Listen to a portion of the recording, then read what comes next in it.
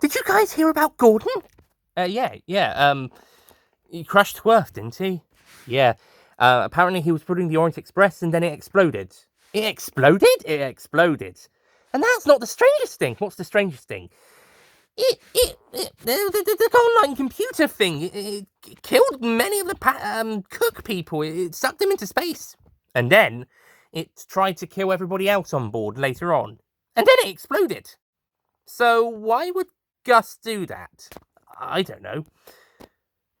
Also, isn't it strange that there's two episodes written by the same writer in this series of Doctor Who that both contain trains very heavily? Oh, yeah. Yeah. Which was the train that was in this episode? Help me! What on earth? Ah, I'm gonna crash into the bonus! The what? Oh, right. Yeah. Okay, we won't talk about that. Should anyone help her? No, she'll probably just get turned into a 2D picture or something. Didn't like her anyway. Yeah, she was a bit annoying. I mean, she got better in some of the later seasons, but, yeah. Yeah. I mean, she's better than Diesel. That's true. Yeah, no, that's true. Aye. Right, guys, I'm off. Right, okay, see ya. Have fun. Bye. Bye, guys. Bye. So, you doing anything tonight, Percy? No. Why? You want to go to the forest of the night? No, really, I don't really like that one. Yeah, me neither. I just wanted to do something tonight.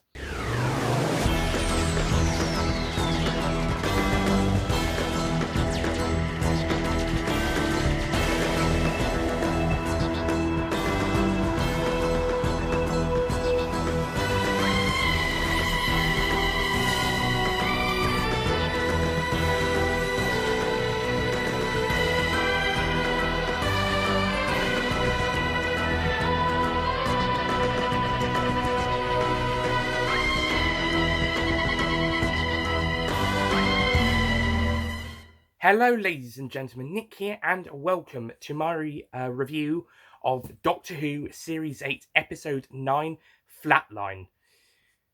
What a fantastic episode! Okay, 2 episodes ago, we had one of the worst episodes of the entire new series, and possibly one of the worst episodes of the entire show. And then right after that, we got 2 fantastic episodes in a row by the same writer. And both featuring trains, would you believe it? Oh, that's extra points from me.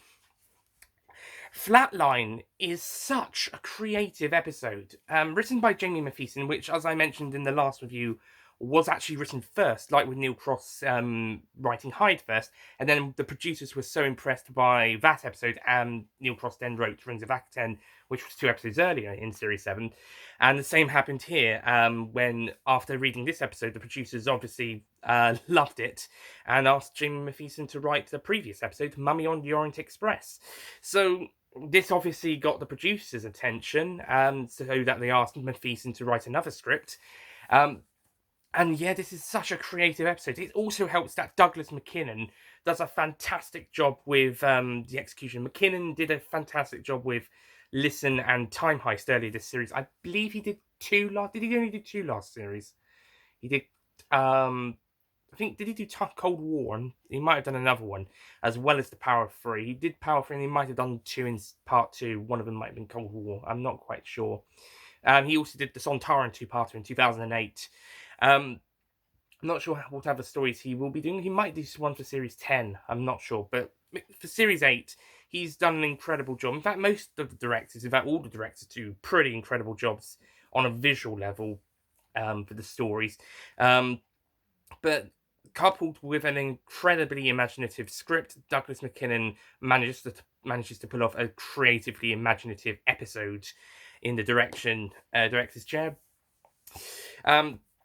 The plot of this episode sees these creatures from a universe with only 2 dimensions come to a universe of 3 dimensions. We're not really sure what universe this is or how they got through, but they've managed to get through to Bristol in our universe. And now they're studying and learning the people and somehow turning them into 2D, trapping people into walls and other places. And as well as examining pieces of the bodies like skin or the nervous system. Um, these creatures are also causing the TARDIS to have issues, which is causing it to get smaller and smaller as time goes on. It's goes from a normal sized police box down to a kind of a smaller size one, and then eventually it gets down to being a toy TARDIS, which is incredible. They managed to squeeze in the probably a character options TARDIS into the plot, and then in siege mode, it's a kind of a small metal box. More on that later, probably. Now, this episode doesn't have an awful lot of the Doctor in it, although it would be unfair to say this is a Doctor Light story, as he's still pretty involved with the story. There's quite a few scenes of him alone in the TARDIS, as Clara is the one who has to go out and investigate. But there's still quite a few great scenes with the Doctor in the TARDIS, as well as some great bits where he has to avoid the TARDIS itself getting into trouble after it accidentally gets knocked out of Clara's bag. Again, a bit more on that later. And there's some really great bits. I love the bit where he has to have the hand pull the TARDIS away off the tracks before he has to put it into siege mode. It's a really great moment, and could possibly go down as one of Doctor Who's greatest moments ever. So yeah, some great stuff with the Doctor, and Peter Capaldi is amazing as per usual. This is another episode where it's all about Clara. Well, not all about Clara, but you know what I mean. Jenna Coleman is possibly at her very best ever, and Doctor Who at least, in this episode, and this is probably Clara's best episode. She is just absolutely amazing. The character writing, great. I think, yeah, we've more or less nailed Clara by now. I mean, no, she's not as great as some of the other companions we've had. In fact, she's one of the weaker companions in the show. But in this episode, as well as most of Series 8, she's pretty great, pretty good at worst. She's really great, and I especially love Coleman's performance as she's trying to do a kind of Clara's trying to be like the Doctor, and it's worked really well. I'm not so keen on when they try to make Clara like the Doctor in future stories, but for this one episode, when the Doctor's in siege mode, well, the Doctor's trapped in the TARDIS and then into siege mode, she does a really good job in being the temporary Doctor, the companion take on the role of the Doctor for this story, being assisted by the Doctor, but indirectly. But yeah, she some really great moments with Clara, and Jenna Coleman just absolutely fantastic in the role. We also got some decent supporting characters. I like Rigsby. He's a pretty fun supporting character. He's got his kind of nasty boss who doesn't, because Rigsby's a graffitier, so he's on community service to paint walls to get rid of the graffiti, along with some other dudes. Who all look like a little old to be doing community service, some of them. But you know, maybe they did some property damage or something. But yeah, the guy in charge of them, guy who's running the thing, he's a bit of a prick. He's the Rixton slave from Voyage of the Damned of this episode, and he gets out alive along with Rigsby. And like with Voyage of the Damned, there is the quote of maybe the wrong people survive. There's that prick character. Kind of, he gets out alive when he probably should have been the first one to die, but and probably the one audiences probably wanted to die, but twist of fate, the nasty one got out alive. The actor does a pretty good job in the role, though. I'll say he is an unlikable character, but it doesn't mean he's bad. He's unlikable. He didn't make me go "Arr!" or call him one of those characters. No, actually, I think it worked with that story along with how Rickson stated with Voyage of the Damned. Although one bit I didn't find necessary was, or at least odd, was when that guy tried to take the TARDIS out of Clara's bag, and then Rixie tries to stop him, and they drop it down the TARDIS, down the tunnel to the next level, where it lands on the train tracks, which leads to the hand bit, where it has to walk across the train tracks. The Doctor's hand has to move the TARDIS across. See why that was there, but it just kind of felt a bit forced how it was. Maybe if Clara took the TARDIS out of her bag to try and talk into the box itself and then accidentally dropped it as the other two were running past, it might have caused it to go down. I'm not sure. It kind of felt a little contrived, but at the same time, it's not. It doesn't devalue the story, and it does lead to one of the best moments of the episode. Heck, one of the best moments of the series. also have a train driver who gets out alive. He's all right. He doesn't get an awful lot of screen time or personality, but he's all right around here in the episode. And there's also a few other community service guys. Again, not an awful lot of personality, but they're okay. They're serviceable. Honestly, all of them put together are better than Hermione Norris's character from Kill the Moon, who was such a boring and bland character, but yet we get to know less about these guys, but they're more interesting for me. And so, yeah, even the smaller characters get some interesting moments. Also, Danny Pink has a cameo, pretty good, which ties in the bit of Clara lying about him being fine with her traveling in the TARDIS again. The lie she told the Doctor because Danny didn't know she was carrying on. Also, a police officer called PC Forrest has some decent moments, and I love her reaction when Clara's got the mallet to smash down the walls that the Doctor gives her. It's incredibly funny. So yeah, some great moments in this episode. My only real nitpick is that bit where Clara drops the TARDIS down the shaft in the tunnel. Does feel a bit contrived to lead into the next bit. However, I'll look past that. The only other thing I have in nitpicks are how did the 2D creatures get to this dimension? And we don't really know an awful lot about them, but I'll let that pass. And the name of the creatures the Doctor gives once the creatures manage to give. They come back in 3D, which is pretty cool, and some great visuals and directing there. And then the Clara tricks them into restoring the TARDIS, and then the TARDIS manages to trap these creatures, and the Doctor then sends them back to their own dimension. My only other nitpick is the name of the creatures the Doctor gives them, the Boneless. I'm sure you could have come up with a better name, Jamie Mathieson.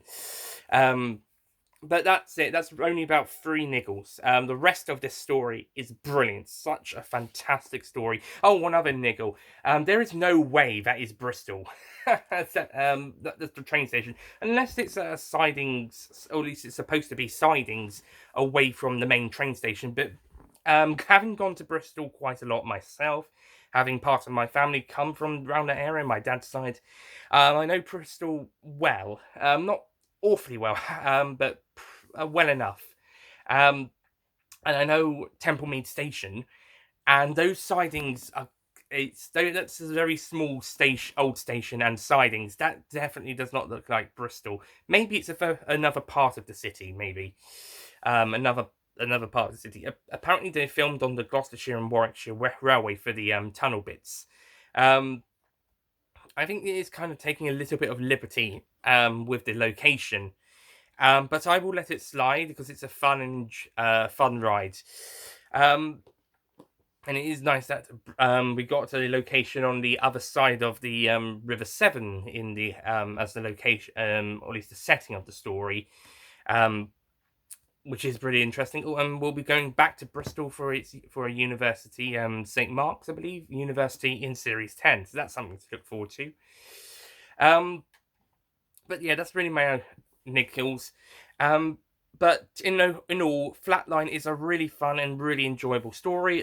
Peter Capaldi, Jenna Coleman, fantastic, and this is Clara's best episode as a character. I don't even think thus far overall. After this episode, I think she's going to go down again, especially in Series 9.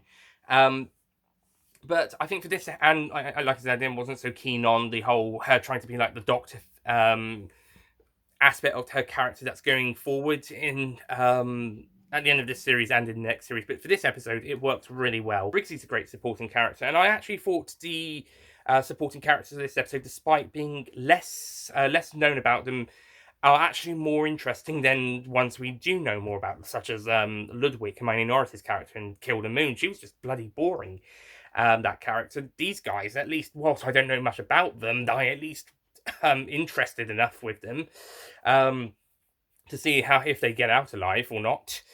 And the 2D creatures are pretty interesting concept and really brilliantly executed.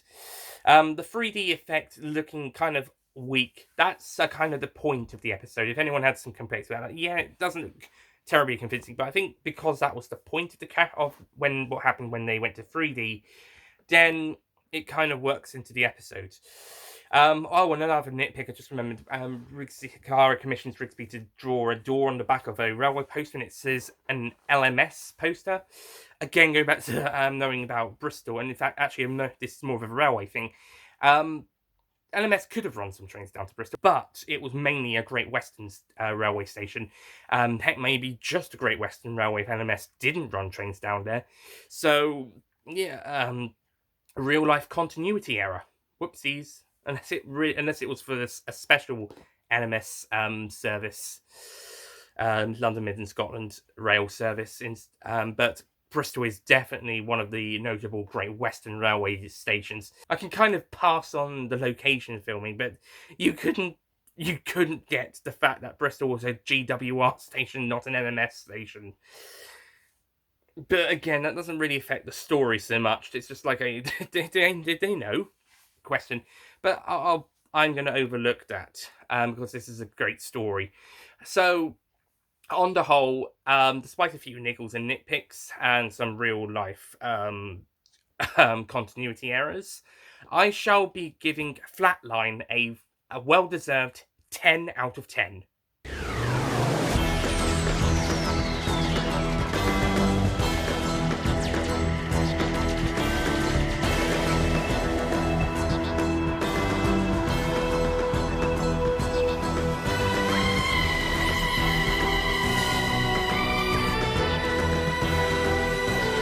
Yep, this is a brilliant story, brilliant script, brilliant visuals, and some great supporting characters, even if we don't know much about them, but I still prefer them some of the ones we do get to know because they're more interesting.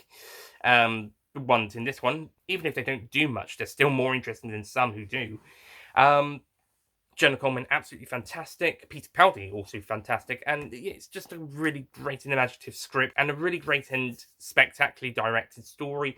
Great visuals, great direction. Some great camera work as well, some great editing, just absolutely round brilliant. There's one more bit to talk about. Briefly, there is a bit at the very end with Missy watching Clara on the screen. It just feels like it was added in just because. Oh yeah, Missy's. This is the series story arc or something. The series arc. Missy popping in every now and again.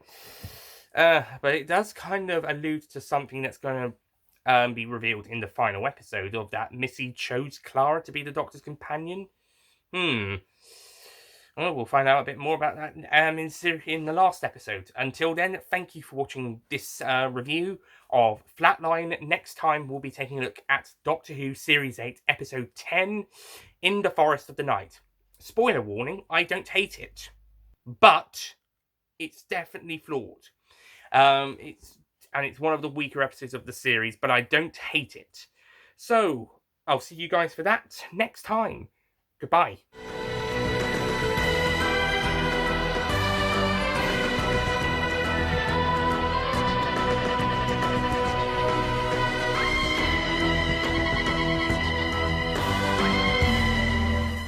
Don't forget to click below to subscribe to the Nicholas Payne YouTube channel. This episode is also because after this episode, she's going to go down, especially in Series 9. So she's going to go back down, especially after Series 9. After this episode, I think she's going to go back down, especially after the finale. Riggsy's a good supporting character, and is yeah, but I think it's more of it was definitely the Great Western Railway that it was basically Great Western's hub station. Swindon actually, but if not, well, so yeah, real life continuity error. You couldn't even get the railway right when it was the Big Four. You couldn't even get by some point, even if they don't do anything, they're still. And a great and imaginative story, executed visual, but it's definitely flawed. It's very flawed. Well, flawed. Well, it's only